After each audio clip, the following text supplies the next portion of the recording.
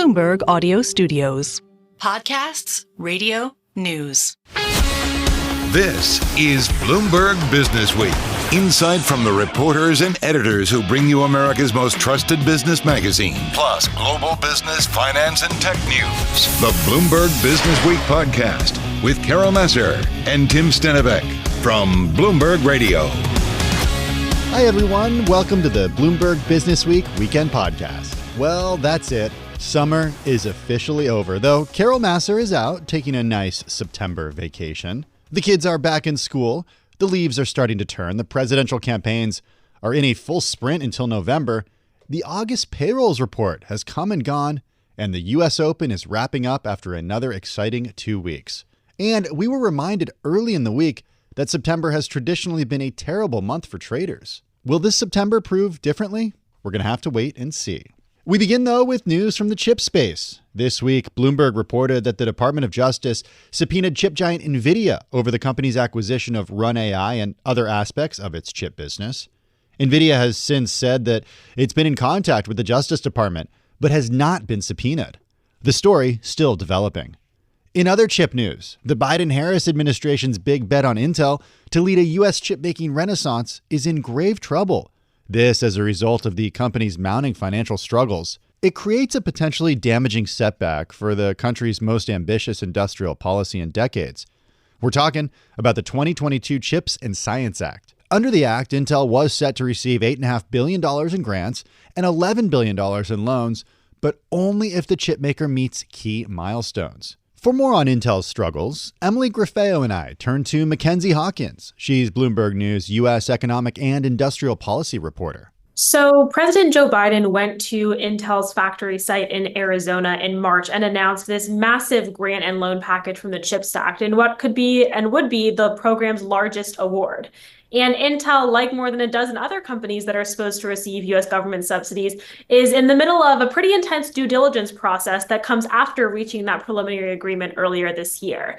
And once the company signs a final term sheet and hits milestones on each of 4 projects that Intel's CHIPS Act award is supposed to support, they could start to receive funding from the government in the form of a reimbursement for company spending. But Intel has resisted certain due diligence requests from the Biden administration and had a pretty disastrous financial report early last month that calls into question whether the company will ever be able to reach the milestones that would trigger that disbursement in the first place. So what is the U.S. really looking here when it's examining these milestones? Like, what exactly are the milestones that Intel has to meet? So the government has been actually pretty quiet on the milestones. They're very bespoke arrangements that go on not just a company by company basis, but a project by project one. So in Intel's portfolio, for example, you have everything from an R&D facility in Oregon to a small packaging project in New Mexico. And each of those facilities have different timelines, different milestones, and different portions of Intel's grant that would fund those projects. But across the board, one of the key metrics for the Biden administration is general commercial viability. And the best way for a company to demonstrate that is by lining up major customers. So if you compare Intel to a company like Taiwan's TSMC, which is widely regarded to have the world's best semiconductor technology and has orders from pretty much every major tech name in the books, Intel doesn't actually have any major customers lined up for its U.S. facilities. It has some interest from companies including MediaTek, Broadcom, and Microsoft, but none of them have reached full production yet. The Commerce Secretary herself actually reached out to executives at NVIDIA and AMD and asked them to consider manufacturing at Intel's Ohio facility, which could become the world's largest chip-making factory if it's fully built out, and neither company plans to do so. Hey, Mackenzie, how did this story change just in the last month? Because at the beginning of August, Intel reported earnings, and it was the worst single day in decades. As you note, 2 major credit raters downgraded the firm's debt to just a few notches above junk. The chipmaker also slashing about 15,000 jobs. How did this story change just in the last month? The process that Intel's going through right now, which is the preliminary agreement followed by months of due diligence ahead of a final award, was always the process that the company was going to go through. But of the entire CHIPS Act portfolio, which includes companies like TSMC, Samsung, SK Hynix, Micron, Intel has perhaps seen the biggest change in the company position in the industry from when that preliminary agreement was announced to now. And so we're in a bit of a holding pattern. The Biden administration and just about everybody else are waiting to see what the company will do, and they're set to evaluate options at a mid-September board meeting. So if the company does something like split off its manufacturing division or scale back its global factory plans, that could have an impact on its negotiations with the Biden administration. And to put a finer point on it, and there isn't an indication yet that this is happening, but if the company does decide to pare back any of its U.S. plans specifically, that would almost certainly cause a reduction in its overall CHIPS Act award. I'm wondering if maybe we can zoom out, just for people who are just tuning in now. Why has Intel not been able to kind of capture that frenzy that there is, at least in the market, for semiconductors? You know, NVIDIA's the top performing stock in the S&P 500. It's been a huge theme this year. And yet we have Intel, which is a very well-known name, and it just hasn't been able to ride that wave. The stock is down something like 60% year to date. Just get us up to speed on exactly what they're missing. So, Intel is an American technological giant. This is the company that gave Silicon Valley its name. But there have been several years of strategic and technological blunders that CEO Pat Gelsinger came into leadership of the company aiming to turn around with a massive bet on Intel's factory division for factories that are known as foundries in chip speak. But the foundry business has struggled. They posted a $7 billion loss last year, and they missed out on a big AI wave that companies like TSMC have been able to ride. And so now Intel is sort of playing catch up against foreign competitors, and their technology still lags several generations behind the cutting edge. And they've struggled to convince major other players in the industry who get the bulk of their orders for AI chips from the industry leader, TSMC, to take a bet on their factory processes. So it's a bit of a spiral for Intel right now as they're trying to convince investors, convince the government, and convince industry that their technology is worth taking a bet on. Mackenzie, on the U.S. side of this, the U.S. government side of this, the support that Intel was set to get from the U.S. government is set to get from the U.S. government. What does the U.S. government want to see? Is this about jobs? Is it about security? Is it about both? So if we go 30,000 foot and look at the CHIPS Act overall, this was a landmark law that President Joe Biden signed just about 2 years ago last month. And the goal is basically to bring manufacturing of these critical electronic components back to the U.S. Chips are in everything you could think of, from a microwave to a phone to a nuclear missile. And for decades, the U.S. has ceded manufacturing leadership to Asia. The pandemic revealed to everybody how important chips are. It was a shortage of even less advanced chips that caused auto supply lines to shut down during COVID. And governments around the world, not just the US, but from the EU to South Korea to Japan to Taiwan to, of course, China has decades of industrial policy in this area, are really doubling down and trying to make sure that they have a stable and secure domestic manufacturing base for both economic and national security. The jobs, of course, are an added bonus, but this isn't a jobs program. The goal is to get the world's top chip makers, and the US has gotten commitments from all of them, including Intel, to build significant manufacturing presence on US soil so that the country can make a fifth of the world's most advanced processors by the end of the decade. But you say, and you write in your piece, that this is a long process. I mean, you go back to the Obama administration, and Intel was talking with the Obama administration for something that they ended up building and touting during the Trump administration. That's right. And, one of the big difficulties facing the Biden administration is, they're looking at point in time company financials and market conditions, but this is an intensely cyclical industry. And as much as companies would like to make promises to politicians, they'd love to stand with Biden at a bill signing or go to the Oval Office. The reality is that they're beholden to their shareholders and to their customers. And so you have a strategy employed not just by Intel, but by other major companies as well to build factory shells, do what cost billions of dollars, but is actually the cheap part of the process, and only outfit them with actual equipment when they can see, 6 months down the line, 9 months down the line, exactly what their demand picture is going to look like. And so right now you're starting to see a lot of the signs that you would want to see if the country were going to meet its, a decade end goal of making all of these chips at home. But that's in factory construction, not in actual equipment purchases. And so there are a lot of other indicators to watch to see whether companies will actually make good on their production plans in the timelines that they have set out with the administration. I wanted to talk about that timeline. What do we know about what's next for Intel and how much time they do have before they would be set to receive those billions of dollars in grants?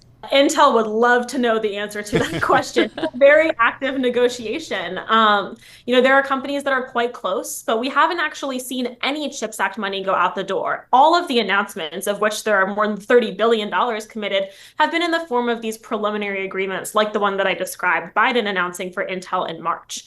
And so all of the companies are going through due diligence, actively hashing out the specific dollars and cents that are correlated with, X production milestone, X customer commitment.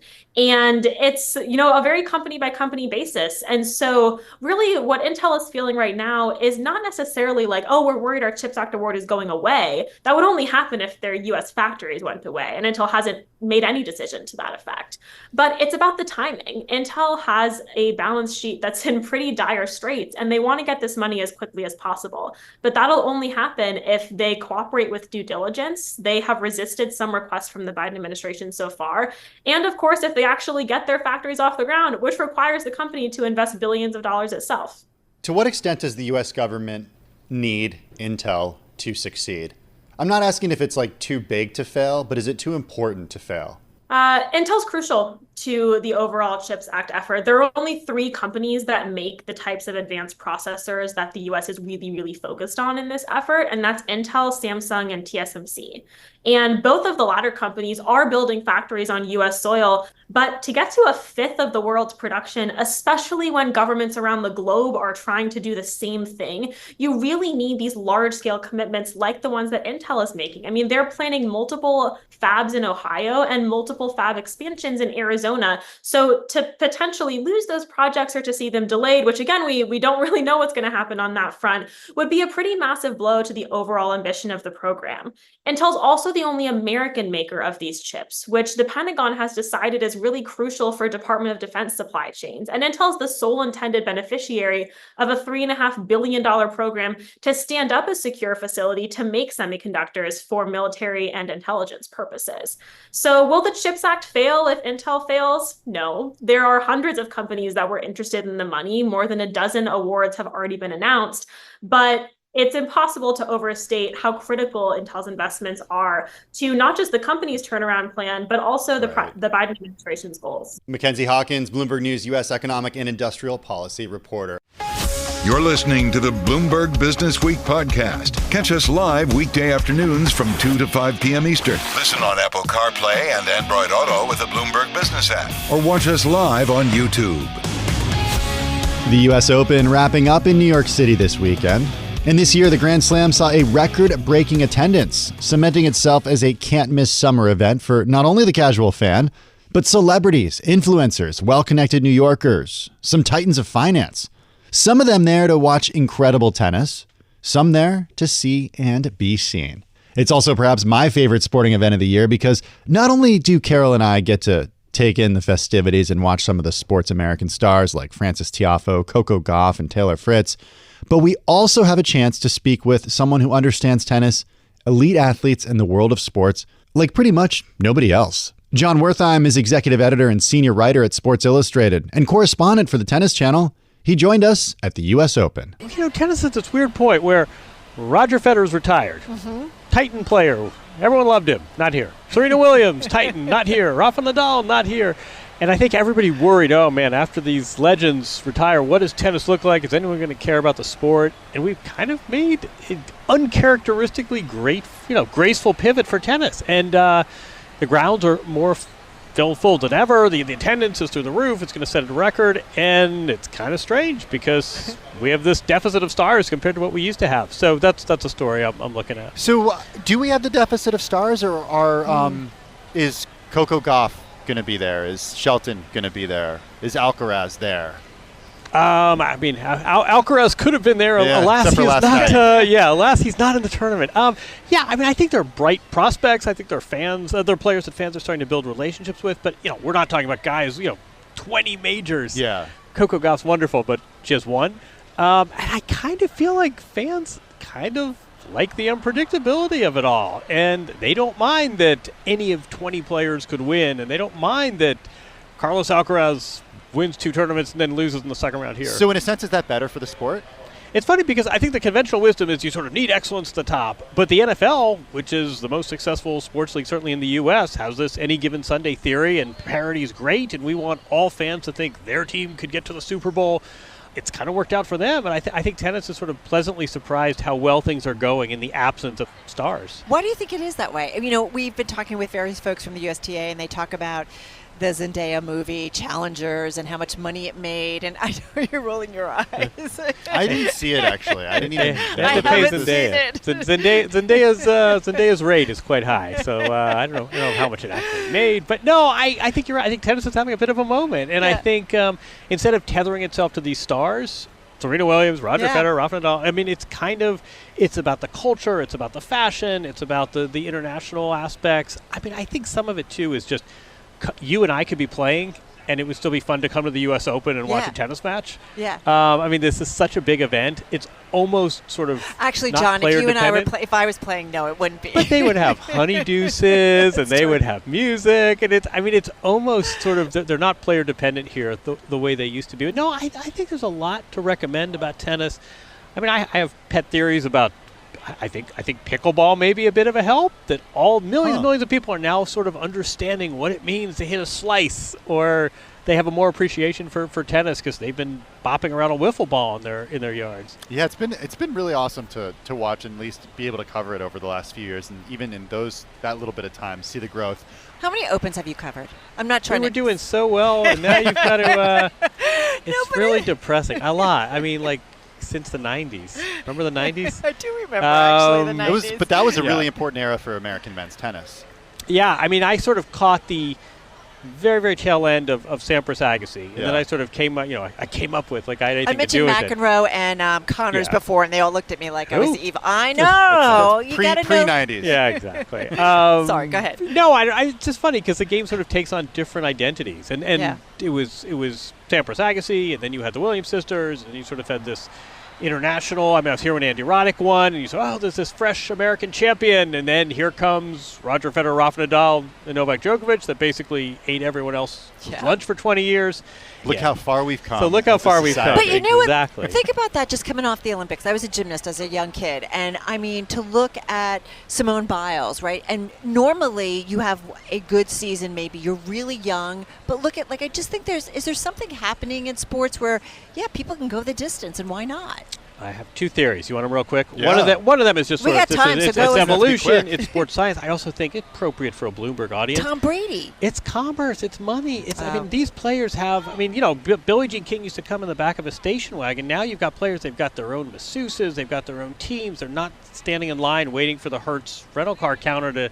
Oh, they're getting here on private jets. Exactly, and I think that has the extension. It's a career extender. Partly because they have deals with private jet companies. Well, that too. It doesn't hurt when you have that endorsement. But if they didn't play well, I mean, they're playing well though. They can avail themselves to all of the cold plunges and the trainers and the physios and all. Is Tom Brady similar? And I think LeBron James is still going strong and 20 years into this career. And I think it's because they can afford career extension. This one's done a cold plunge, by the way. I did.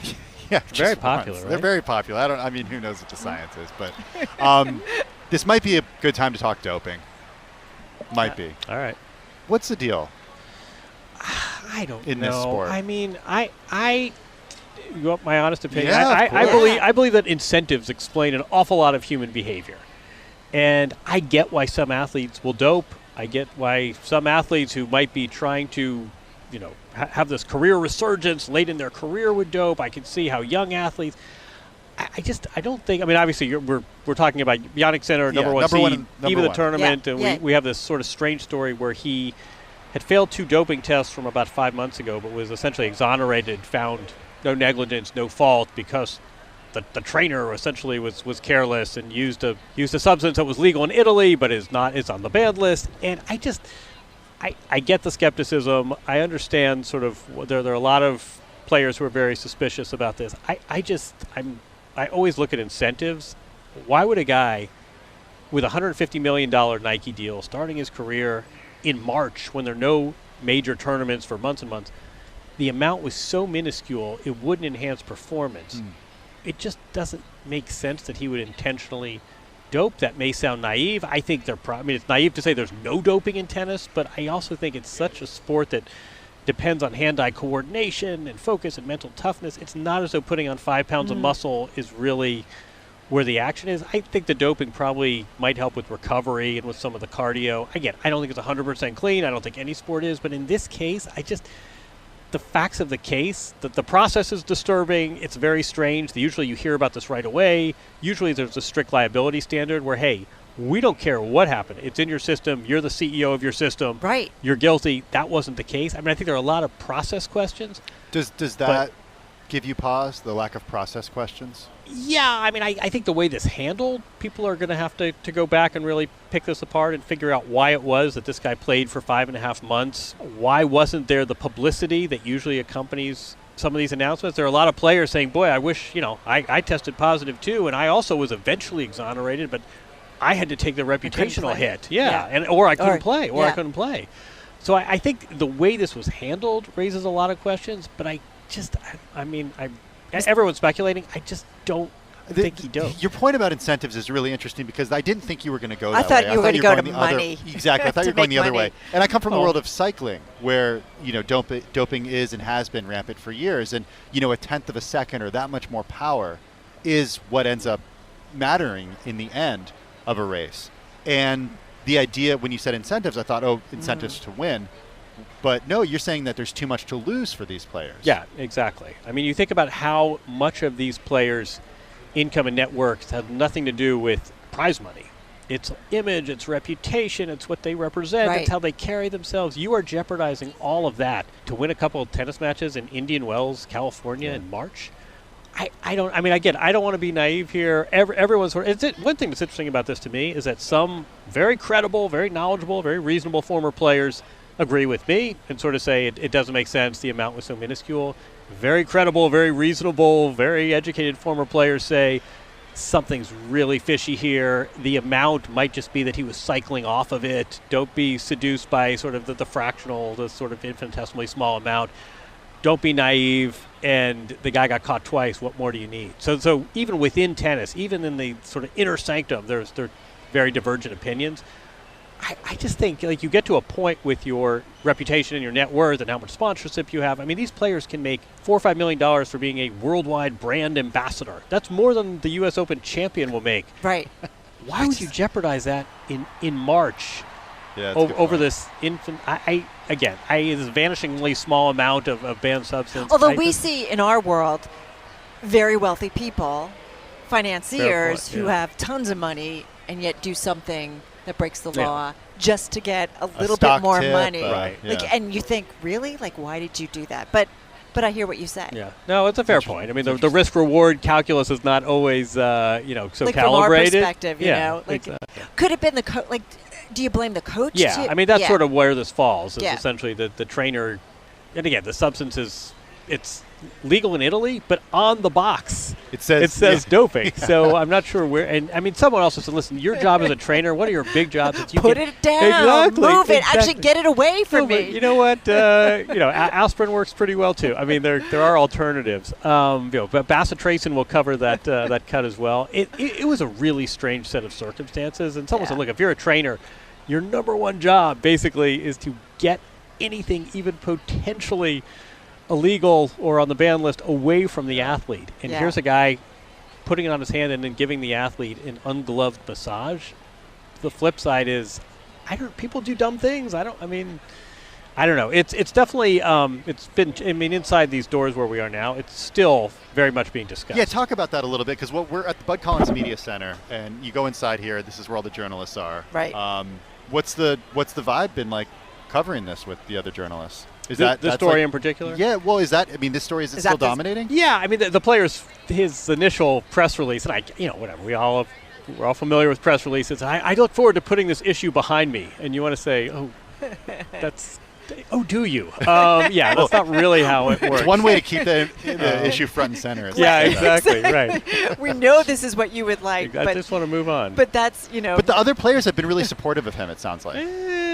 Some of them. That's funny. Some of them. Yeah, I'd say it's been very guarded, actually. You think so? Yeah, I mean, I think given the range, I mean, sometimes sort of my guilty pleasure is UFC, is mixed martial arts. Yeah. There, anytime there's a doping violation, everybody piles on and sort of says, listen, I knew this guy was cheating. This is much more guarded, but these are sort of these very sort of meticulously worded sentences. Nobody is falling on the grenade, and a couple of former players, Nick Kyrgios is here, and he's made a number of sort of incendiary statements. It's been I've sort of been surprised at how little support he's gotten. There does seem to be real questions about the process, and everyone's got a friend, everyone's got a colleague who had a similar circumstance and didn't have the luxury of 6 or 7 figures worth of legal representation and sort of this cakewalk to sort of get this thing buried 5.5 months later. So the money that we continue to see in sports, it's a big thing that we cover, a vertical, certainly at Bloomberg, the business of sports. You can go a lot of different places. But this was an interesting week where the NFL said, okay, private equity, you can own a certain amount of ownership. The money that continues to come into sports, good, bad, indifferent, how do you feel about it? How do you think about it? Gambling, we'll talk about that too. Yeah, I mean, I think that's it. I think it depends on the source. Look, any industry, we like money coming in, and we like more investment and not less. I mean, I think sports are a pretty robust sector. I think it depends what. I mean, there's a sports washing component to this. Do we like money when it comes from the Gulf region? Well, that comes with some strings attached. Do we like money when it comes through sports gambling? And that's been a huge infusion of cash for teams and leagues and media. Not so much for athletes. We can talk about that. That's been a big topic among the players in the Players Lounge. Is the sports gambling. We can talk about that. I think media money, great. If ESPN wants to re-up here, I mean, very few properties are actually going to come up for renewal anytime soon. But look, if the NBA can make $1 billion a season from its media rights deal, that's great, especially when there's a 50-50 split with the players. So, right. Yeah, I think it depends. I think, rule of thumb, commerce good. But I think it depends on the source. Tell us about the conversations that that's being talked in terms of gambling, because they don't necessarily get a piece of it, do they? No. I mean, in this sport, it's really problematic. In team sports, look, it's a 50-50 revenue split, right? So if the NFL does $1 billion with DraftKings, that's half of that, in theory, goes to the players. Tennis does not have revenue sharing like that. They also forbid the athletes from using the product, which is standard for most sports. And what happens in tennis is that a big gambling sport. I mean, tennis is like the third most gambled on sport. There are millions of matches. There's inventory all over the world. I mean, it's crazy. There are 2 guys playing in a parking lot, and there are 3 fans. We're not talking about the U.S. Open here. I mean, there are all these low-level events, and there are 3 fans watching, but there are tens of thousands of dollars being wagered on this match. It is ripe for corruption, but what's really problematic to the players is that they get a lot of abuse from losing gambling. You cow, I just lost $100 because you can't hold your serve. And the players are saying, wait a second, we don't get the revenue. We can't even use the product. That's a little problematic. I mean, you guys are getting all this endorsement money in the product itself we are forbidden from using. You guys can sell the signage, and you can get the data rights deal, which basically just means selling data to bookies. And not only do we not get any revenue, we open up our phone, and we have a stream of messages that are just the most vile thing you've ever heard from aggrieved gamblers. Right. This seems very problematic. It's really problematic. You've tweeted on this. Yeah, I mean, it's really. I mean, tennis needs a lot more player representation. I think it's problematic across the board for any of 100 reasons, but at least football players and basketball players are seeing some of that money. These players get all the downside. They open their phone and they get death threats because they missed a forehand. And the tournaments are the ones that can put the signage on the back wall saying, DraftKings and FanDuel. And it's such a solitary sport, too. So it's not like a team is getting the hatred. It's this individual. Exactly. And everything is riding on this one individual. So what's the solution there? I mean, I think it's naive to say, in a perfect world, maybe tennis says, listen, not for us. We're not going to give you our data. I mean, there are ways to turn off the spigot. I don't think that's realistic. A bit more revenue to the players would at least give them some skin in the game. At least they're essentially getting paid for the abuse they're taking. I also think you have to monitor this. I mean, what I can't wrap my brain around with, you guys can help me with this. I can't order an Uber and say my name is, Moscow Mule 1117. Yeah. I can't. I mean, the anonymity, I think, would end a lot of this. Why is it that I can send a player a death threat and bear no consequence when they lose a tennis match, but I can't go on Amazon and use a pseudonym? I mean, there might be somebody who launches rockets you might want to talk to about this. Oh, yeah, who could exactly. answer that question. Elon Musk. Yeah, that's who I'm thinking No, of. it's like there's a whole social media world right now and trying to figure out the responsibility or the But accountability. verified accounts that are, you just pay $10 a month or whatever, $8 a month, and your tweets get surfaced. It doesn't matter who you are. And AI is probably just going to make it all worse in terms of, Gen AI and when AI and sports gambling intersect. I mean, my issue with sports gambling right now, we are at the, remember when you had Joe Camel in kids magazines, and you had vending machines in high school selling cigarettes. This is my era. A smoking remember the smoking section on the airplane, as if the smoke knew when to stop. It did. I think I think we're at that phase with sports gambling. We're going to look back and we're going to say, what? You were allowed to do this? The players got banned? But isn't the cat out of the bag now? I mean, there's no... I think there's regulation, and I think there's some... I mean, I think... whatever the cliche, toothpaste isn't going back in the tube, but I think we're going to look back at this period and say, was there no regulation whatsoever? I mean, would you expect at some point there's going to be some big blow up of something, whether... That's a great point, because I think the way the leagues, and again, this was one of the great about faces in sports. I mean, 10 years ago, the leagues would say that this is the most sinister thing, and they all... everybody went to Capitol Hill to say why PASPA, the legislation should be overturned, and why, and then the leagues essentially did an about face and said, you know what, this is a lot of revenue we're passing up, and we need sunlight. We need legal gambling is better than illegal gambling, and the one thing the league said was that the threat of corruption is going to be lessened when it's public, right? We're going to have all this data, we have all this access. It's like marijuana, it's sort of going to decriminalize it. And I think in a very short amount of time, this started out, there were a couple of college scandals, and there was a baseball coach who tipped someone off, and then now all of a sudden we have the Shohei Ohtani, the MVP, the reigning MVP. Right. Well, he wasn't. Yeah. I mean, I think it looks pretty clear. He wasn't corrupt, but someone very close to him was siphoning money out of his account to pay his debts. We have someone on the Toronto Raptors is now banned from basketball globally because of I think the water level is getting very high. And I feel like we are one Black Sox type scandal away from this thing really imploding. I think right now there are a lot of people who are wringing their hands, and it's great. We love this infusion of revenue, and some stadiums have sports books. I'm Sports Illustrated, Tennis Channel, CBS, ESPN. I mean, ESPN in Vegas, Disney in Vegas. I mean, every sports media, exactly. I'm sure Mickey is not into this. You don't think? No. I mean, again, like on ESPN, you could mention point spreads a few years ago. My favorite story of all these is that the Vegas Chamber of Commerce wanted to buy a Super Bowl ad about 20 years ago, and the NFL said no because it's too adjacent to gambling. And it was just Las Vegas. And the Super Bowl, it was the Chamber of Commerce, exactly. And now the Super Bowl is in Las Vegas. The announcers are telling you what the point spread is, and pretty soon we're just going to go to NFL.com and bet on football games on the NFL's website. I mean, the about face on this is it's pretty dramatic. Everybody in the pool. Exactly. Like, it's totally. I feel like we'd be remiss because earlier this year you did something on CBS Sunday Morning, and it was about defending Sports Illustrated, its relevance. And, our producer, Paul Brennan, faithful reader for 45 years, starting when he was a kid, loved the magazine version, and we were confused if there is a print version. There still is, right? What does the world lose by not having print versions?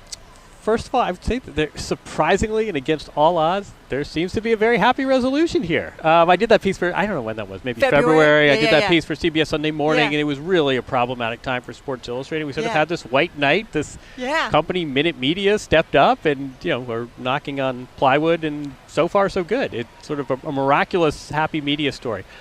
I mean, to me, it's not so much the print versus digital. I mean, candidly, print is a lot. It's a smaller part of our life than it was just a few years ago.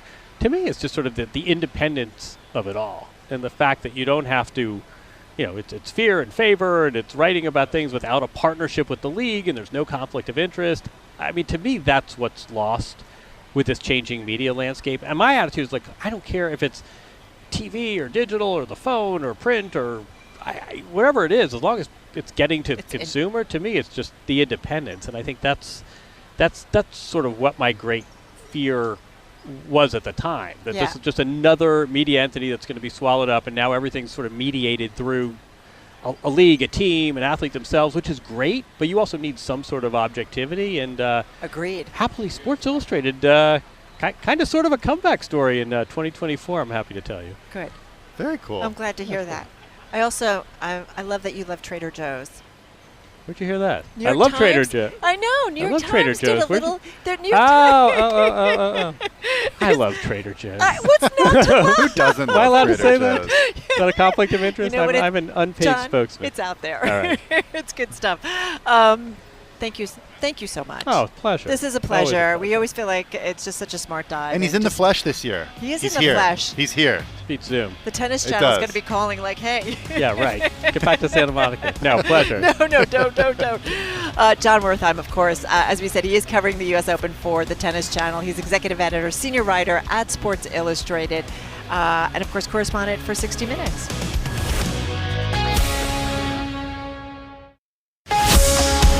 You're listening to the Bloomberg Business Week podcast. Listen live each weekday starting at 2 p.m. Eastern on Apple CarPlay and Android Auto with the Bloomberg Business App. You can also listen live on Amazon Alexa from our flagship New York station. Just say, Alexa, play Bloomberg 1130.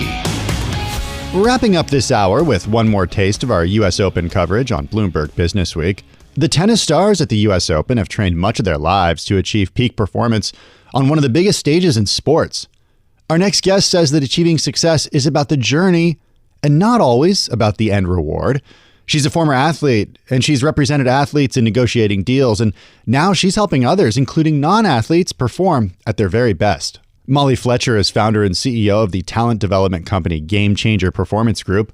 She's also the author of the new book, Dynamic Drive, the purpose-fueled formula for sustainable success. For almost 20 years, I was a sports agent, and so I had an opportunity to see so early in my career. I mean, it was sort of a front row seat to peak performance. And what I saw is that at the end of their careers, the things that gave them the most satisfaction was actually not the trophies, right? It wasn't the rings on their fingers, but it was at some level the knowledge that they left it all out there for where you are. They left it all out on the court. They gave it everything they had. And so, the book that I have, It is all about how do we align our pursuits and our outcomes at some level in service of who are we becoming in the pursuit? Who are we becoming in the journey as much as the achievements, the trophies, the outcomes, right? When we think about the guy or the gal that's about to hoist a trophy over their head after winning the Open, I think when you see those tears of joy, it's anchored more in the pursuit than in fact the achievement itself. So interesting that you say that. I think about that with amateur athletes too, who, might work a full-time job, but they also have athletic goals. And maybe those athletic goals that they have, they don't achieve. But what they did was they trained for that marathon. They trained for that 100-mile bike race. They might not have finished it in the time that they wanted to, but maybe it was the training leading up to that experience that actually is fulfilling. 100%. I mean, I think sometimes when we think about, drive is such an amazing thing, right? Like the drive to run a marathon, the drive to achieve something. It's such an awesome thing and it's amazing. But to me, so much of why I'm so passionate about dynamic drive, as I define it, is because our lives are so transformative. They're so dynamic, right? At some level. In other words, it's not about reaching the summit or finishing or running that marathon per se, to your point. Mm-hmm. And, because at some level, the interesting thing is, what do you do when you're done, right? Like you guys probably see it and have seen it. And I know I saw it as a sports agent. I mean, when you finish the marathon, when you win the U.S. Open, when you win a world championship, what do you do next? And if you're in the pursuit of better every day, if you're working on your mindset, if you're working inside of discipline and resilience, and you're anchoring all of it in something bigger, right? A bigger why at some level, to me, it makes the journey worth the grind. So what do you do? Like, how do you work with someone, or how do you train someone? I think you and I sometimes will feel like we'll come off of something and it's like so great, and then you got to remember that. But there's the flip side of that too, where what? we come off of something, and you're like, you know what, it could have been a lot better, and here's why. Right. So how do you? Like, we're pretty harsh critics of ourselves. Absolutely. So how do you get your mindset to be like, okay, all right, maybe that was a bad one, or so how do we make it better? Or how do we not let that kind of throw us off course? Well, and you hit on it right there with that word mindset, because it's everything, right? And you guys see it out there on the courts right there. I mean, the difference between the guys and gals that are competing and continuing to make progress is so often, right? It's their mindset. It's not talent. It is at some level it gets them there, but it's the discipline and the resilience and the mindset that keeps them winning.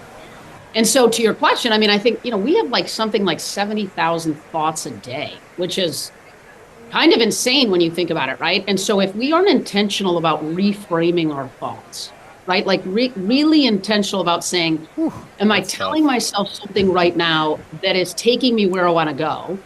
Or am I telling myself something that isn't, right? And so I teach something in Dynamic Drive called a total mindset reset, which is how do we recognize when we're telling ourselves something that isn't going to take us where we want to go, or give us the outcome, or make us show up as the best version of ourselves. How can I recognize that? How can I then replace it with something different and better that in fact is driving toward the outcome that we want? And then how do I reinforce it, right? You see athletes, I've certainly got the open eye, right? You see athletes looking at notebooks, right? And cards, and they're getting their mind right and reinforcing the kind of self-talk they need when they're out on the court. What is that self-talk, and how can we take what they do on the court and apply it to our own lives when it comes to either professionally or personally? Yeah, for sure. I mean, Dynamic Drive has 7 keys to it, right, that I unpack in detail. Of course, it's all foundationally anchored in purpose. But I would say the first step fundamentally is saying, well, where am I playing small in my life? Right? Like, where am I maybe not showing up in a way that aligns with the legacy that I want to leave? And that was really what got me to this point right now, which is pulling back and saying, do I want to be an agent and negotiate $2 billion, $3 billion, $5 billion in contracts? What am I chasing? Right? So I think to answer your question, it's pulling back and saying, where am I playing small? Where could I have an opportunity to level up a little bit in service of the legacy I want to leave, in service of what I want on my tombstone, right? In service of me showing up both personally and professionally and living into my core values. And then I think we have to say, what am I really chasing? Right? I think sometimes in life, whether you're a stay-at-home parent, whether you're a pastor, whether you're a professional tennis player, whether you're a media talent like you, it's pulling back and saying, what am I chasing? Right? Like, at some level, what is all of this for, and who am I becoming as a result of the pursuit? Those are tough. Those are the tough questions. This world could drive you a little crazy, and sometimes you're not your best you, or maybe I feel like that. I'm not my best me sometimes because it makes you a little crazy. Hey, Molly, one thing we do want to ask you, and love hearing kind of your perspective on how to help people be their best, if you will. You mentioned 20 years representing 300 plus of the world's top NFL, MLB, NBA, NCAA athletes, coaches. So Drew Brees, Tom Brady, Aaron Andrews, I could go on and on and on. What was the fun part of that, the good part of that? What was the maybe not so fun part of it? And why did you stop? Yeah, awesome question. And, the fun part is being around peak performers, right? Being around people who live into and want to pursue better every day, right? That have the kind of mindset and resilience and discipline. And that was and is so magnetic and so fulfilling and so fun. Is there anybody, though, in particular that stands out that you were just like, oh my God, they're just on a different plane? John Smoltz was a pitcher for the Atlanta Braves. To me, he got it from the perspective that he would step out on the mound and give it all he had all the time.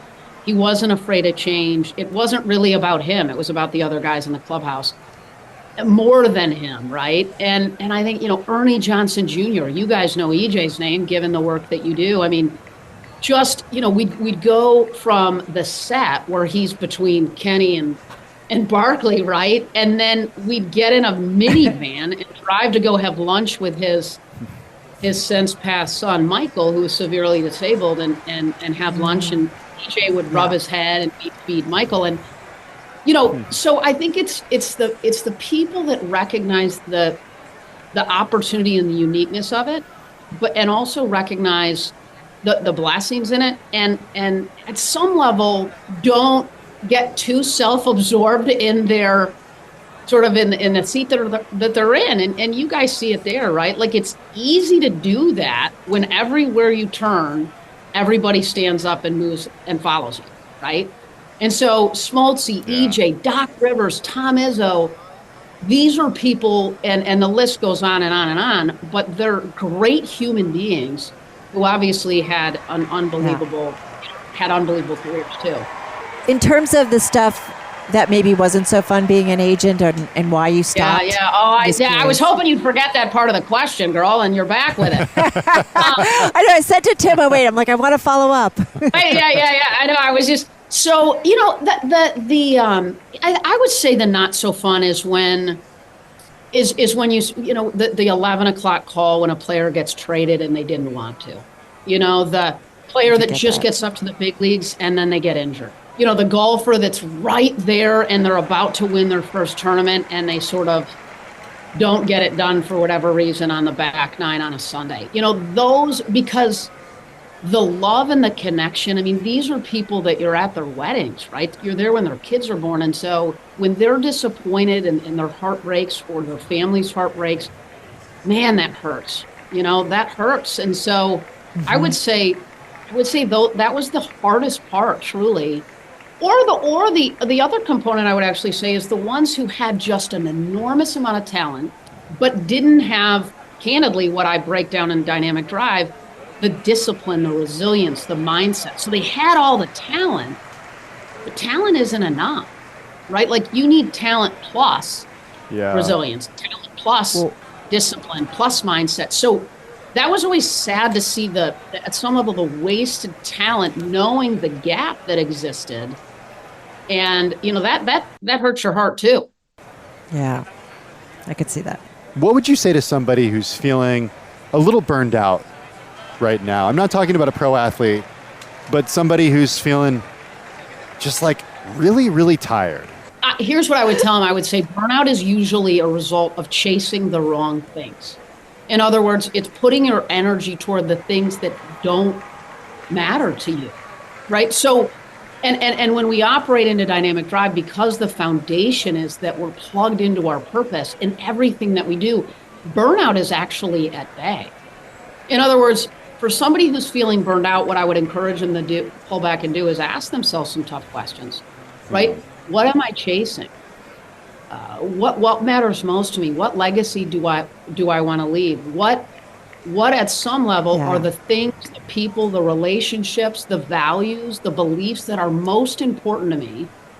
And how am I living and pouring my energy into those things in service of creating alignment and in turn offsetting burnout? Yeah. Because I think where people find themselves burned out is they're misaligned, right? Like they're misaligned. In other words, they're spending their time and energy. Yeah, right? Totally. I'm glad to, I mean, totally. It's spending your time and energy doing things that don't ladder up to what in fact matters most to you. And so that's why I'm so passionate about this approach to drive and to life. And at some level, what can become really an identity in which we approach our lives. Because it keeps burnout at bay. No. It doesn't focus on the competition. It's an inside-out approach to living our lives in fullness, without regret, and leaving the legacy that we really want to leave. It's a deeper think and thought, as you said, mindset, and just thinking about, right, when we all of them ultimately will leave this world, like how you leave it, right? And do you feel kind of good on the way out, to be quite honest? That's all you got. No, I think about Those this a lot as I get relationships. older. Molly Fletcher, thank you so much for all this time. Founder and Chief Executive Officer at Game Changer Performance Group. And of course, her new book is called Dynamic Drive. You're listening to the Bloomberg Business Week podcast. Catch us live weekday afternoons from 2 to 5 p.m. Eastern. Listen on Apple CarPlay and Android Auto with the Bloomberg Business App. Or watch us live on YouTube. Plenty ahead in our second hour of the weekend edition of Bloomberg Business Week, including the CEO of Ziggi's Coffee on managing economic challenges in the specialty coffee space and how sometimes smaller is better. We'll explain. Plus, we talk a lot about this on Bloomberg Business Week, the lack of racial representation when it comes to finance. A little later on in the program, we're going to chat with the co-founder of East Chop Capital. It's a Black-owned private equity firm on how they're working to eliminate this disparity and grow the world of private equity. First up this hour, before entering the financial services sector, students must learn the tools to succeed in the field by going to school. For minorities, the challenge of admission to some of the top B schools in the nation are great. According to the Bloomberg Businessweek Best B Schools Diversity Index, only 2 MBA programs have a greater non-white majority. Those are Howard and FIU. Last month, we learned that the share of black students in the incoming class at MIT plummeted after the Supreme Court effectively banned considering race as a factor in undergraduate admissions last year. The university said the class of 2028 is 5% black. That's down from an average of 13% in recent years.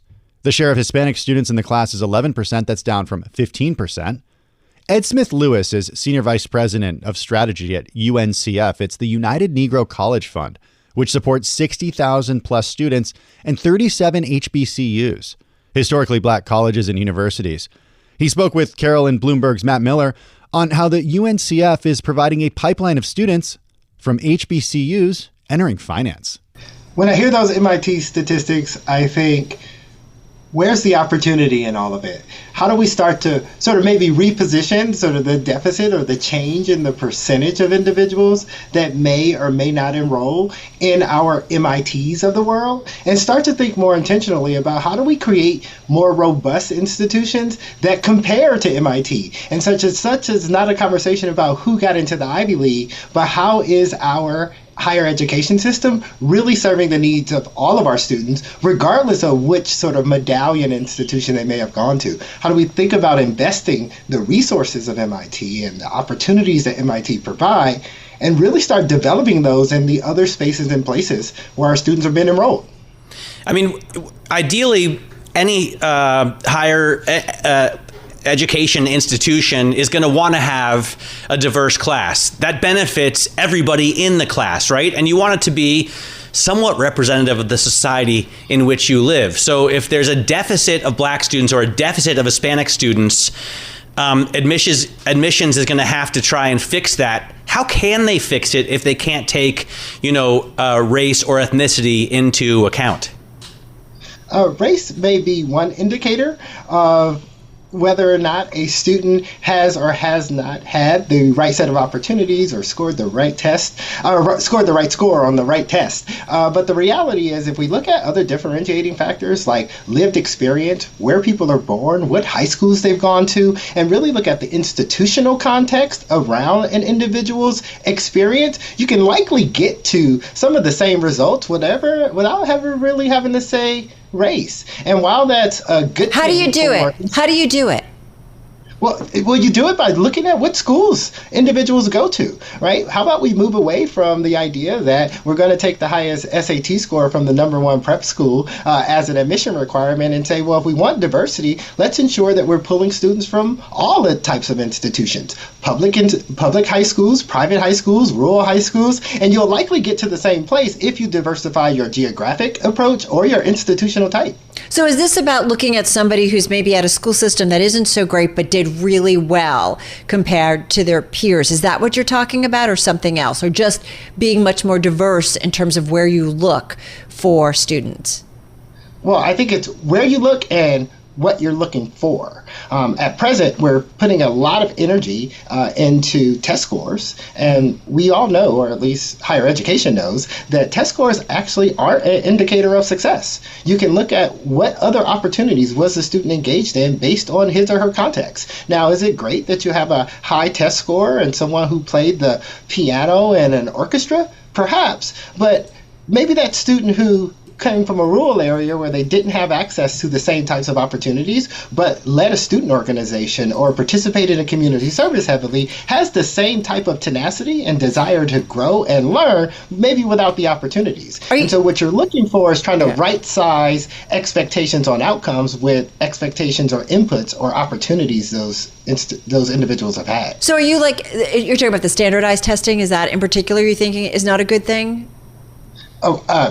For sure. Yeah. I think standardized testing is just rooted in sort of a systematic approach to getting an understanding of one's aptitude. And I think we've learned through differentiated approaches in K-12 that not everyone learns the same. Yeah. And if you don't learn the same, you likely don't test the same. And so how do we start to think about differentiated models of assessing a student's readiness to learn? And that's what we're saying. We're just looking for differentiated approaches. Here at UNCF, we're a scholarship organization. Mm-hmm. We're actually looking at more cognitive opportunities, and we're moving away from sort of raw quantitative understanding to a qualitative one, where we're educating our readers or our scholarship application scorers on what can you look for and how a student thinks about his or her lived experience, what opportunities they had, how do they think about loss and failure, as well as their wins in their writing and how they communicate their experience, and less about the test score. I know I went to some public school graduations in the Midwest this year, and I noticed that each of these schools with classes of 200 or 300 kids had one or two in the Ivy Leagues. Mm-hmm. And if you go to graduations here at, Nightingale Bamford School or collegiate, if you look at graduating classes at Deerfield or Andover, private schools, they're putting dozens of kids into the Ivy Leagues, and I think that's part of their admissions process, and maybe the Ivies need to rethink that. Ed, some of it, though, as I will also say, it's generational, families that legacies in a big way. Right. Well, I mean, if these Ivy League schools really want diversity, they're going to have to really rethink that admissions process, because you can't always take a dozen kids from the most expensive boarding schools in the country and then ignore all these private schools in flyover country. Ed, talk to us about Acclaim, Accelerated Learning in Asset Investment Management. You're working to get a robust pipeline of students from historically black colleges and universities, from HBCUs. So talk to us about this program and how you're doing it. No, we're really excited about the support from Adage Capital and Phil Gross and its investment in Project Acclaim, where we are fundamentally focused on providing the right opportunities to our students to take advantage of the robust economy that we have in our country. Project Acclaim has three simple objectives. Thing number one, provide student experiences from an academic perspective that really enables them to understand through hands-on experience what does it mean to be an asset manager in this country. For many HBCUs, 75% of our students are low income or come from low income families. 60% are first in their in their family to go to college. They're first generation students. And so the idea that you would have exposure to asset management careers are few and far between for many of the students. More importantly than having that exposure to asset management is that real hands-on experience, because you can learn from the textbook all day, but until you had a real experience, an opportunity to sort of touch the opportunity, we know that our students don't do as well with sort of being thrown into the deep end. And so the question becomes, how can we move upstream in the asset management pipeline and start to invest heavily in real experience? That's what Project Acclaim is set to do. It will invest $4 million into an investment fund that's managed by students on the campuses of Morehouse and Howard University in our pilot years. This real investment opportunity to understand what does it take to ensure the risk profile of your investments are appropriate, to do the due diligence necessary to make an investment, to track, monitor, and assess the progress against your portfolio is a real opportunity that's going to be provided to these institutions. And with the support of Adage Capital, an opportunity to scale that to many more more HBCUs over time. We're excited about this program, not just because of that hands-on experience, but the approach we're taking to do it. UNCF is leveraging a shared fund approach where Howard students and Morehouse students will operate under the same approach to understand what can we do to build the capacity of our institutions to provide these kind of high relevant programs. And so it also has the potential to scale. Well, and I mean, the idea ultimately is to get them basically on Wall Street or in global Wall Street. I wonder if what I'm watching is, especially industrial companies in the Midwest, John Deere, a Harley Davidson, a Jack Daniels are shying away from their DEI initiatives. But I feel like Wall Street and the American public still embraces these DEI initiatives. Is that what you're seeing as well? Well, to your earlier point, to have diversity of perspective is actually to have an organization that's well functioning and efficient. As you might imagine, when it comes to investment, it's always knowing where is the puck going. And to have different perspectives sitting around the table means your due diligence is just better. And we've seen from minority asset managers, sometimes 1, 2, 3x outcomes compared to market rates. And that's just because sometimes you're asking a different question, which often leads to a different answer. And so that diversity of perspectives, we think is a benefit to all companies, not just our asset management. Tons of research, right, over decades have pointed that out, the importance of diversity in the boardroom, diversity at a company. But having said that, as companies, I do wonder, Ed, as companies increasingly are rolling back their DEI plans and strategies, as Matt just pointed out, Harley Davidson, you had Jack Daniels maker, Brown-Forman, Deere and Company. How does it make it more difficult for maybe what you're trying to do to get that pipeline that is more diverse, whether it's going into financial services or somewhere else? No, it's always been a difficult struggle, to say the least. We are trying to close systemic gaps in opportunity within organizations, but the reality is, for those that are taking a step back at this moment, we're focusing our attention on those who are leaning in. Yeah. We fundamentally believe if we can find the coalition of the willing, prove the value, that it becomes a market differentiator, then those who may have stepped back for the moment might realize the business opportunity associated with this and come on board and eventually realize not only is it beneficial to the business, it's beneficial to inclusion generally in our country. All right. Well, listen, super good to get some time with you. I really appreciate it. Good luck with your pursuits there. Ed Smith-Lewis, he's Senior VP of Strategy at the United Negro College Fund, joining us here on Bloomberg Businessweek.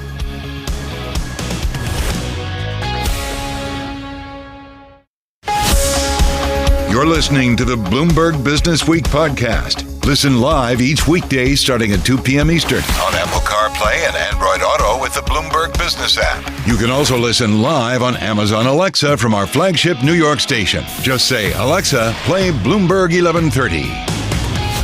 Here's some not so surprising data around race and asset management. Not surprising if you've been paying any attention to what we talk about here on Bloomberg Businessweek. I found this article in the Harvard Business Review, and it says that back in 2021, this is research from Josh Lerner at Harvard Business School, of all assets owned, only 1.4% were managed by minority-owned firms. And back in 2021, minorities made up more than 40% of the population. As I mentioned, Josh Lerner at Harvard Business School, he's got a ton of research around this. There's a huge disparity between who has and who manages these assets based on what our population in the United States actually looks like. Somebody who's trying to address that is Calvin Butts Jr. He's co-founder and general partner at East Chop Capital. He joins us here in the Bloomberg studio. Good to have you with us, Calvin. How are you? I'm doing well. Thanks for having me. Yeah, thanks so much for having us. I want to get to what you're doing at East Chop, but we'd be remiss if we didn't. And look, one of the benefits of being in private equity is you don't necessarily have to mark to market every day and understand, the value of how your assets have changed. But you see a day like this in the equity markets. What do you think? Well, I mean, it's September, right? I mean, S&P is normally down in September. Obviously, still looking forward to the job report later this week. So there's a lot going on. I mean, it's the first of the month. There's 4 months left in the year. It's just that time of year. It's that time of year for a lot of volatility. So seasonality. Sell-off makes sense. Talking about seasonality. Let's talk a little bit about the assets over at East Chop Capital, because you guys are doing some really interesting stuff. When we talk about real estate private equity, you're not just doing real estate, but you're also doing art investing. Take me through the assets that you have under management and where you're looking to grow. Yeah, so eShop Capital started in 2018. We have two major verticals. The first one's real estate, and the second one's angel investing. From a real estate perspective, we operate the largest minority-owned luxury vacation home portfolio right now. We own and operate assets as far north as Martha's Vineyard, as far south as Orlando, and we have homes being built in Orlando, Florida, as well as Cinnamon Shore, Texas, and we have homes in Gatlinburg, Tennessee, etc. When you say luxury, how do you define that? So we have anywhere from 4 to 12 bedroom homes that are completely, renovated with in-room master suites, opportunities for multiple families that come and rent and stay. We have homes with indoor bowling alleys. So you own and manage the homes? Correct. Rent them out through a platform such as Airbnb? Verbo, WeNeedAviation.com, a lot of different platforms. 12 bedrooms. Yes. That is, that's luxury. And I mean, we talk about the luxury market all the time when it comes to, accessories, handbags, shoes, etc. What does the luxury market in real estate rentals look like right now? We know that the housing market in general has been pretty frozen. You think about the effect of higher interest rates, that structural undersupply of housing. When it comes to luxury real estate, what's the vibe there? So I think the vibe is, you have to make sure you have the right amenities for folks. And I think it's not going to be if folks are not going to travel, it's just how they're going to travel and the difference in how they travel. People are traveling with more families, they're bringing their in-laws. So you need more space, more rooms, more amenities, more living spaces, larger pools, and et cetera. So we've been able to provide that across our portfolio. What about the art investing side of this? Well, so I'm a personal investor in art, so I've been collecting art for about 5 years now. We've gotten our investors from eShop Capital into such things like Broadway plays and other investments. But the art side is really much me personally.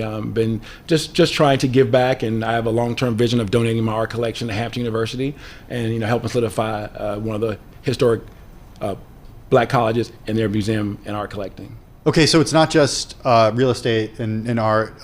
You're also thinking about sports, media, beverage. You mentioned entertainment too.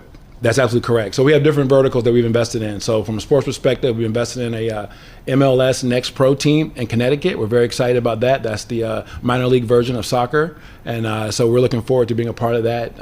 Andre Swatz and his team has put together a dynamic opportunity for our investors to be a part of a minor league team and hopefully lead to MLS expansion over the course of time with the plans there in that league. From a spirits perspective, we're the largest minority investors in Uncle Nearest, which is one of the fastest growing whiskey brands in the world right now. So we're very excited to be a part of that group. And I want to talk a little bit more about your investor base, because reading through the details, so you closed your first fund in December 2020 at $4 million. You recently closed your second fund at $11 million in April 2024. Just give us more details on who is investing in your funds. Sure. So we have about 250 investors across the real estate and the angel investing. About 90% of them are African American or folks of color, and we have about 23% women. Our first fund, we went door to door, friends, family, fraternity, brothers and sisters, and kind of going around and just kind of going door to door. And the second fund, because of word of mouth, because of track record and the success of the real estate, it was easier to raise 4x return, in almost a third of the time. Wow. You talked about the composition of your investors. I started out our segment by talking about the lack of diversity when it comes to money management, a small fraction, 1.4%, again, going back to that Harvard Business School research by Professor Josh Lerner there. How does that change? How did you change that? How have you changed that? Well, we need to see more folks like myself actually managing assets. And so our goal is to grow our AUM to $1 billion over time with different verticals, sports, media, real estate. And then from that, to bring folks along with us, that's part of closing the wealth gap. Because we want to educate folks and find all the accredited investors that look like us and give them opportunity to invest in private markets where the returns are greater. How do you find those accredited investors? And a reminder, those are people with over $1 million in net worth, not including their primary home? Not including primary residence, $200K single income, $300K combined with your spouse or partner. It's really been word of mouth for us right now. We've been speaking at different events and doing our own road show. But really it's about education, right? So we want to educate folks on their status. And once they understand that they are accredited investors and they have access to private deal flow in private markets, it's an excitement and a need to be educated and learn how to get into those deals. So I have to imagine that, for some of those accredited investors that you're linking up with, that maybe this is their first time investing in a VC fund. And I mean, talk us through that. What does that education process look like? It's a lot different, I would imagine, than just clicking buy on an index tracking ETF, for example. It's been great. I mean, we've had a chance to really educate folks from A to Z, right? So not only identifying their status and what they're able to invest in, but also educating them on how to evaluate deal flow. What to look for, what questions to ask, how to set up, capital calls and how to commit to wires. And I mean, we really have done it from start to finish and kind of have a hand-holding approach for our first-time investors. Now, we have other investors who have a little more savvier and have done different private market stuff on their own. But for the majority of our investors, this was their first investment into a private equity fund, and then now into other ventures that we've got them in via our SPVs, our special purpose vehicles. You say that you are looking to grow assets into $1 billion. What's the timeline for that? Well, we want to do it in the next 3 to 5 years. I mean, we probably have a $250 million real estate pipeline that we're excited to kind of roll out over the next couple months that we'll be introducing to our investors into the world. But then also, we continue to seek deal flow. A lot of unique private market deal flow is starting to flow down to the community level. And we want to be one of those firms that curate that deal flow for our investor base. A lot of the real estate that you have acquired over the last few years has been during a, uncharacteristically in recent years, high interest rate environment. How did you finance those? So we did very well pre-COVID. We bought a lot of our real estate and we held it during COVID, managed it very well. And then recently we've been paying cash for houses because of the current interest rate environment. The goal is to watch the rates drop and then refinance those out and have favorable lending terms and then give money back to our investors as well. And talk to us about the geography a little bit. I mean, we talked a little bit about the luxury market, but I also see, looking through your talking points, this focus on B+ cities that are growing. Talk to us about who falls into that category when you look around the map. Sure. So from the luxury vacation home perspective, we look at lakes, beaches, mountain resorts. For the rest of the real estate perspective, yes, we love fast-growing B+ cities. Columbus, Ohio, Austin, Texas, Nashville. We're very excited to kind of be a part of their growth. You see these teams that are, starting to look at, additional sports franchises, look at their urban Airbnb markets expanding, and just the overall entertainment of what's happening in these local cities. We want to be a part of that growth. Your investors are unique in the sense that they don't necessarily look like a lot of other private equity investors. Mm-hmm. You have more than 200 investors. 90% of them are Black. 23% of them are women. Do you think you'll be able to keep that demographic data as you grow? Well, no, I mean, we're open to all investment. I mean, that's just where we focused on. That's been our relationship. That's been our network.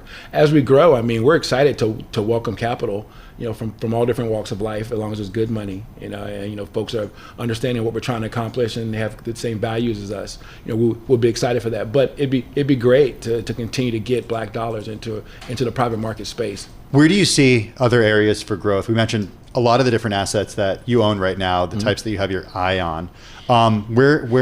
What's interesting to you right now? I'd say, sports is great. Ownership, you're starting to see a lot of the professional teams open up little packets or pieces of ownership. We'd like to be a part of those in all the major cities, and even some of the up and coming, minor league teams that are growing kind of start there and build into owning a professional team.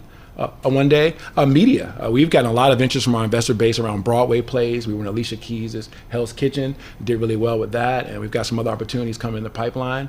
And then, obviously real estate. Looking at supporting our HBCUs with housing and some of the needs that are there. We want to address those gaps and make money doing it. And keeping the focus on the future, before we let you go, I want to talk a little bit more about the investor base. So the goal is to build the AUM to $1 billion.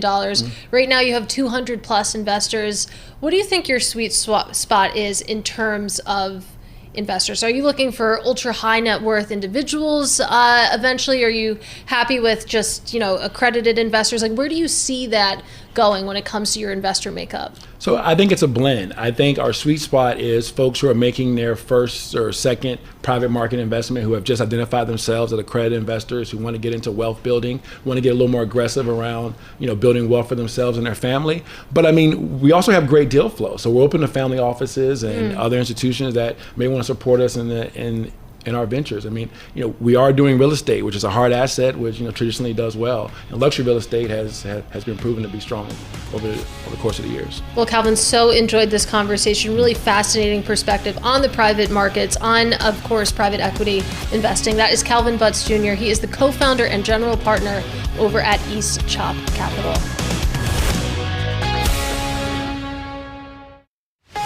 You're listening to the Bloomberg Business Week podcast. Catch us live weekday afternoons from 2 to 5 p.m. Eastern. Listen on Apple CarPlay and Android Auto with the Bloomberg Business App. Or watch us live on YouTube. 20 years ago, the first Ziggi's Coffee opened up in Longmont, Colorado, just northeast of Boulder. The idea behind it from the husband and wife team was, in the words of the company, to create, quote, a space where people could gather and feel right at home. Fast forward to today.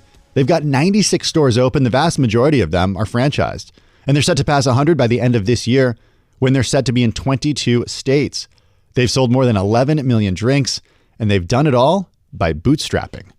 For more on what's led to their success, we spoke with the CEO and co-founder of Ziggi's Coffee, Brandon Knudsen. Yeah, it really goes back to college. My wife and I were kind of lost in school, and she got a job at a little drive-through coffee shop, and I had the great idea that, hey, let's just drop out of school and, we could do this. How hard could it be? And I did convince her. Her parents didn't love that, but I did convince her to drop what we're doing, drop out of school and pursue our dream of opening a drive-through coffee shop. But it is hard. And like you kind of run into like whatever the psychological phenomenon is when you're only talking to people who've done it successfully, that, it sounds like it's easier than it is. But there are a lot of people like you who aren't still doing this because what they did not succeed. What made it work for Ziggi's? When we opened our first, it was actually called Gizzy's at first. I quit my job, and we were living out of the tip jar, living out of the whatever little money we could make, and we were just in a position where no matter how hard it get, we didn't have a choice, and so we fought through it and listened to customers and just grinded away. But it's interesting, right? Like I think certainly in New York, there's a million places you can go get coffee. Well-known big chains, No Ziggi's. Not yet. Smaller places. I tend to like kind of local places, small coffee shops, but there's so many choices. You're more of a third wave coffee person. I am more of a third wave. Or make it at home because there's so many great devices. How in 2 decades has the market changed? Well, I mean, drive-thrus huge now, and I give a lot of credit to Dutch Bros. They really put drive-through coffee on the map. I know Starbucks has done a great job with that as well. I think it's become, if you look at the product mix, I think when we first started, we were probably 80% hot coffee and 20% cold, and it's switched. It's like 70 cold between energy drinks, smoothies. That's what Starbucks is too.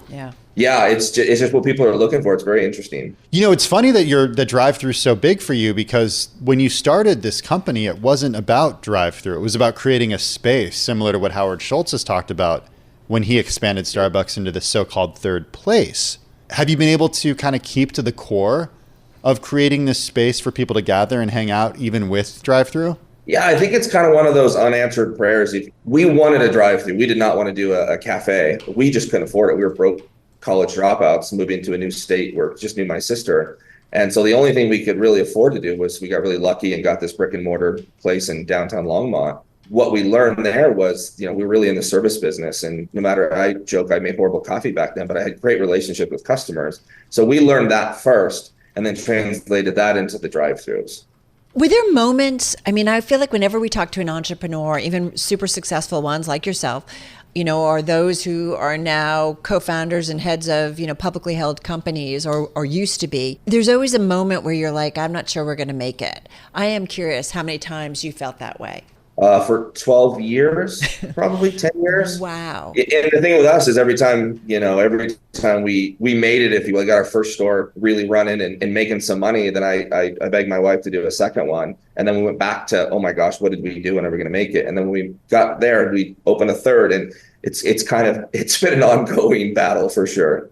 So talk a little bit about growth, because Carol and I do talk to a lot of folks who are in the franchise business. And, the idea that it's really asset light is, I think, appealing to a lot of folks because they are able to grow without actually taking on that risk. They can offload that risk. I think it's an interesting business model. I mean, how does that make it so much easier for you guys to grow without the risk? But you've also got to make sure the brand doesn't get tarnished. Yeah, exactly. I mean, it comes down to training. We have a team of over 50 people here for 97 locations because it's all about support. And I think of every store as our store from the standpoint of not wanting to fail and from a risk standpoint. We're very close with all of our franchisees. So again, yes, it's capital. It's a lot easier on the balance sheet. But we still feel the burden and we take every store seriously as if it were our own. Brandon, how do you decide where you grow and how you grow, the rate at which you grow? Like, we want to ask you a little bit about Starbucks too and kind of where they are. It feels like they're always the one everybody is measured against. But having said that, it felt like it got to a point where there's one on every corner, and how could it not be eating into the business of one or the other? So how do you guys proceed with growth in a smart and thoughtful way that really pays off in the bottom and top lines? Well, there's two areas that we have success. And the first one is people. We need to find great franchisees, great operators. Because at the end of the day, we're in the service business and employees look up to their owners and they need to respect them, like them. And that's when they'll do a really, really good job, is when they really care about the owners. And so the people we're not like targeting, a certain wave across the country. We don't care if we're in Maine or if we're in Southern California. If we have a great operator, we feel really good. The next piece is like, we love small markets, 15,000, 20,000 person towns, 50,000, start getting over. We love those small markets. Why? Like Mead, where you're joining us from. Yeah, we have 3,500 people, and this is one of the best stores in the company. We're plugged in the community. We have community events. We sponsor high school things. My kids go to high school and middle school and elementary school here. And so people just buy in. We are the coffee shop. How much capital does somebody need to start a Ziggi's? It's a wide range. We say, on the lower end, maybe 100, 150,000 on cash, all the way up to, if you're going to buy land and build and develop, 350, 400,000, if you're going to buy the land with down payment and those sort of things. How quickly does that initial investment get paid off? How quickly is the return? It depends on what year we're talking about now. Interest rates, it's such a wide variety for folks. It'd be hard to even tell you what that is. It's okay. So it's obviously been harder in a higher rate environment, correct? Oh, it's tougher. I mean, between interest rates and labor and cost of goods and those sort of things, it's always moving, and we're just trying to adjust as it goes. And what about franchise fees that get paid to you? I mean, that's how you guys end up making the money. How do those sort of tabulate? Yeah, so franchise fees are really the upfront fees to buy the rights to the license, and that money gets used to open stores and train. We're big believers in heavy training. We send a team of 6 people out for at least 2 weeks to open stores wherever they are, because it's really important they open really strong. Where the money is made on our end, where the revenue comes in to support our team that supports our franchisees, is a royalty of 6% on the kind of adjusted gross. Okay, so let's go to, we mentioned Starbucks before, and it's certainly a story that has been front and center for us as it's getting a new CEO, very well known in the fast casual space. Very well known to you too. Yeah, Brian Nickel. You've known him for years. We've, known him for a while. Yeah. We've interviewed him a lot. You and I have also both talked to him and followed him because he came in, just as the pandemic was getting underway, a tough time with a well-known chain that was, certainly had its issues and really got deep into digital in terms of automating some things at the chain. Starbucks fighting off slump demand, customers are having to make choices, and I wonder what you think about price point. They're also dealing with some concerns in the Chinese market. They're looking to, cut wait times. They've got activist investors. There's a lot going on. What do you make of Starbucks' woes? How do you think about where they are? And I understand you operate in a very different space, but I'm just curious what you watch in terms of their woes. I mean, it's crazy to, put ourselves up next to Starbucks, and they are the reason that we're all in this business. They educated the consumer, and we all should be saying thank you. And so I will never, ever speak poorly on them. I think a little bit, it's just a little bit of tiredness of the brand. I mean, I think people are excited about new brands. Like I said, Dutch Bros and Ziggi's, it's new. I think the comparisons with us and them, we have a big food menu. Our food mix is 25%, and which makes us different than a lot of other brands. I just think that it's hard to stay on top. I think everyone's trying to knock you down, and I think they'll figure it out. They always seem to. We try to stay out of all the things that are polarizing. We just focus on giving great, authentic service to our customers, and I could see them going back to that. But honestly, we're head down, focusing on our franchisees, just trying to help them be successful. And it's a tough market out there, and we want to really spend our time just focusing on our customers. What do you find when it comes to loyalty, Brandon? Like, when people find out about the shop, do they come back? How do you have loyalty programs that track that? Yeah, we have a loyalty. We're in the mid to high 50% as far as our in our app usage. So those are our loyal members. Right now people are not frequenting stores as much, and that's definitely our goal. But it's all about regulars for us. What about like app ordering and stuff? Yeah, we do some app ordering. It's not a ton. It's single digits order ahead. We're working on that. We just released our new app about a year ago, and working through some kinks there. But it's definitely a big part of it. So what's next for you guys? And I am curious, you say, it's fun to kind of put yourself in the league of Starbucks. Having said that, is there a growth that you want to stay at, or a size that you want to stay at? Do you think about going public? Like, what's the future? I couldn't think of anything worse than going public for me personally. It just looks like, it doesn't look like a whole lot of fun to me. We're going to open, we loved it. We're targeting 45, 50 stores a year. We're going to let the franchise dictate that. If we can find awesome people to open 100 stores a year, we'll do that. But you can't force it. And that's what's great about not being public. We can grow at a pace that makes sense for us, and it makes sense for franchisees, and make sure we're putting them in positions to be successful. Well, you don't necessarily have the pressure on you to go public or have an exit because you haven't accepted any outside financing, right? Correct. No, our goal is to just help every franchisee make as much money as possible right now, and there's no pressures outside of that. So profitable, I assume you are, given that you haven't had to take on any venture fundraising or private equity funds. Yes. We've really invested in our team. And so that's been the biggest challenge for us as a company is, we have 50 people our headcount's over 50 for 97 stores. It's a big number, but we really believe, especially right now with how tough it is out there, that we need to provide a ton of support and a ton of training and information. And we need to be relevant with LTOs and those sort of things, which is why we have just an amazing creative team and operations team here, which does cut into that, but we're looking down the line. How do you figure out operations and logistics at your scale, given that there needs to be a consistent customer experience at stores that are several states away from where you are in Meade, Colorado? Yeah, technology is great. I think 20 years ago, this would have been really, really hard. But we have tons of metrics from, Zoom timers that measure how long the car is in line to, obviously online reviews. But we use, mystery shops, and we do that on a regular basis. Like once a week for 3 months when a new store opens, we have a mystery shopper every week that goes in and just takes pictures of their cup and make sure that the drink is right and the food is hot and all of those things. That really helps us keep tabs on how people are doing. Yeah, I mean, this is an undercover customer basically that provides the report to the franchise owner.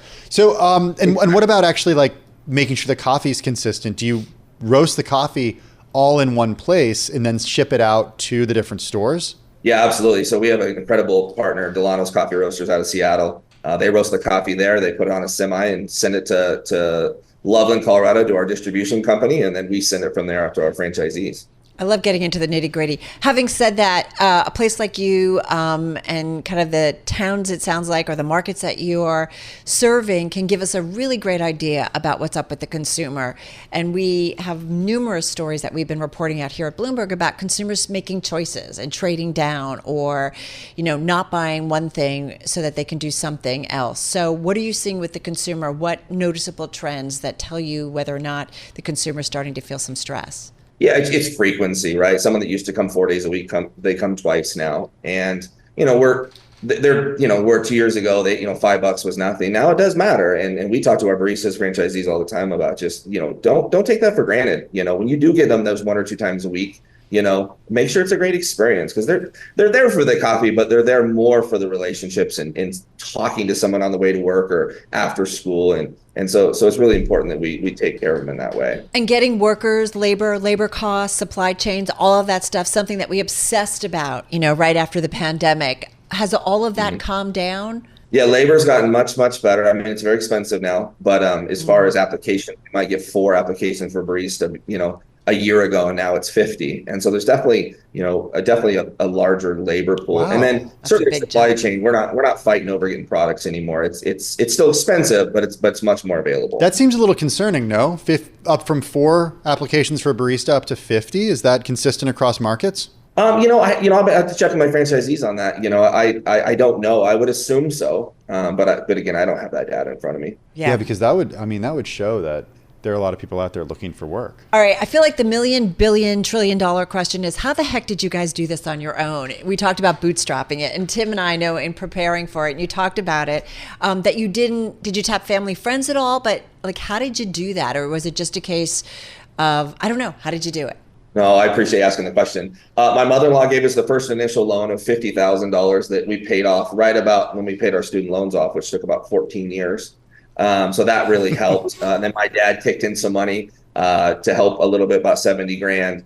Other than that, it's been floating, begging in our early days, begging the sales tax department not to close our doors and let us have some time to pay it off. And it's just grinding. And I have an amazing wife who is just knows how to figure things out. And then just some key hires along the way. We just got really lucky and hired some amazing baristas that are, one of those now our vice president. And so We've just had a ton of support and help, and it's been hard, but man, it's been wonderful. Hey, because this isn't available in many places, at least not yet, where our listeners and our viewers are, give us an idea of price point and sort of how it compares to other coffee places that people would go to. How much is a cup of coffee? That's a great question. It depends on what you want, like a drip coffee. I even have my notes here because I know you might ask those questions. I mean, we're priced right at probably Starbucks, if not on some items even a little bit more. And you might kind of scratch your head a little bit, but our taste is a big part of what makes Ziggi's great is when you go from a 12 ounce to a 20 ounce, the flavor profile is very much the same. But in order to do that, you really got to up your shots of espresso. You got to up your flavor. I think a lot of competitors kind of just add a little bit more milk to it. And so in order for us to do that, like in a 20 ounce, getting 3 shots or 4 shots versus maybe 2 at a competitor, we have to account for that. But considering those things, I would say we're a little bit less expensive. But if you were to look at 16 ounce, latte versus, say, a Starbucks, I'd say we're right there, maybe even a tad bit more. All right. I've been popping in some zip codes. One last question. Definitely not in New York City, not right outside New York City. What's the closest Ziggi's to New York City? Oh, my gosh. New Hampshire, maybe? New Hampshire. Yeah. We got North Carolina, New Hampshire. Yeah. That's probably as close as you're going to get there. You can make maybe a day trip over there. Yeah, we could do a day trip. Yeah, your coffee's going to be cold by the time you bring it back to New York, Carol. 70% cold. That's true. Maybe the ice will be melted. Hey, real quick before we let you go, food. You're not going to ask. Wait, are you coming to New York anytime soon? Nothing in New York. We're working on New Jersey. Just from a drive-through standpoint, just challenging real estate market. But at the end of the day, we just haven't found the right franchisee yet. All right. Challenging real estate market is a good way to describe New York City. I think that's an understatement. Tim is always hungry, so ask your food questions. Yeah, how much of revenue is from food? Because I know that you're increasingly making a food menu part of this. 25%, believe it or not. So when we first opened, we were 3 to 5, and we've grown it. So we've done a great job with we did breakfast burritos and we do a lot of gluten-free stuff. It's really, really. My son is celiac, and so we just started carrying that stuff, and it really grown, and people love it. So. Tons and tons of food options. Well, listen, this was really fun. Good luck and look forward to checking in with you maybe down the road again. Be well. Enjoy the rest of your summer and have a good fall. Appreciate you having me. You bet. Brandon Knutson, he is co-founder, chief executive officer of Ziggi's Coffee, joining us from Mead, Colorado. Enjoy your summer. I mean, he's working 24/7, Carol. There's no break for this guy. You can tell. What did he say? Out of the 20 years that they've done, 12 were it was struggling and stressful. This is the Bloomberg Business Week podcast, available on Apple, Spotify, and anywhere else you get your podcasts. Listen live weekday afternoons from 2 to 5 p.m. Eastern on Bloomberg.com, the iHeartRadio app, TuneIn, and the Bloomberg Business App. You can also watch us live every weekday on YouTube and always on the Bloomberg Terminal.